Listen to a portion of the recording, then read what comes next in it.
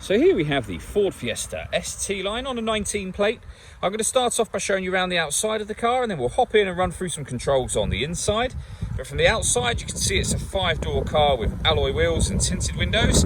Let's start off inside the boot and then work our way around the rest of the car from there. As we approach the boot, you can see that given the size of the car, we have plenty of boot space, along with that 60/40 split folding rear seat, should you wish to increase this space even further. Okay, so we're just going to work our way back round to the front of the car, and then we'll hop in and run through some controls on the inside. But now that we've done a full circle of it, you can see it's in excellent condition the whole way round. Just briefly before we climb in, I think it's well worth seeing the interior from this exterior point of view. There's plenty to run through on the dashboard, so let's hop in and we'll do that now. Okay, now that we're inside the car, we're going to start with the dials. On the left-hand side, we have the rev counter, and on the right-hand side, the speedometer. In the middle at the bottom, we have the fuel gauge and coolant temperature gauges, and above that, the digital readout for the speedometer.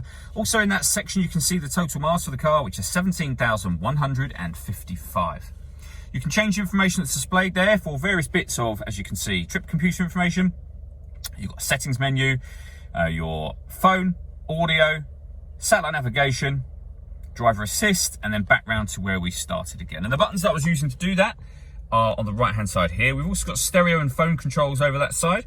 On the left hand side, the stereo controls continue, and we have cruise control and speed limiter as well. Over in the center, we have the touch screen for the car. So this is where you can connect a phone. So hit pair phone. Search for your vehicle on your device and select it once it is found. And then follow the instructions from there. When it comes to music, we've got AM, FM, and DAB radio. You can stream your music wirelessly via Bluetooth audio as well. And this car has 2 separate USB inputs. And if you plug devices into those, they will appear up on here as further options. And we have satellite navigation too. There's a full video that shows how this works on both our website and also on our YouTube channel as well. Working our way down, we have the main volume for the stereo. We then have the air conditioning. So you can adjust the fan speed, the temperature, the direction that the air is being distributed in once it enters the car. The air conditioning is on at the minute, so off, back on again, and you get the little light come on to let you know it's on. You can recirculate the air that's in the car. That's a great way of heating it up or cooling it down quickly depending on the temperature that you set over on this dial. With a heated rear screen and a proper heated front screen as well.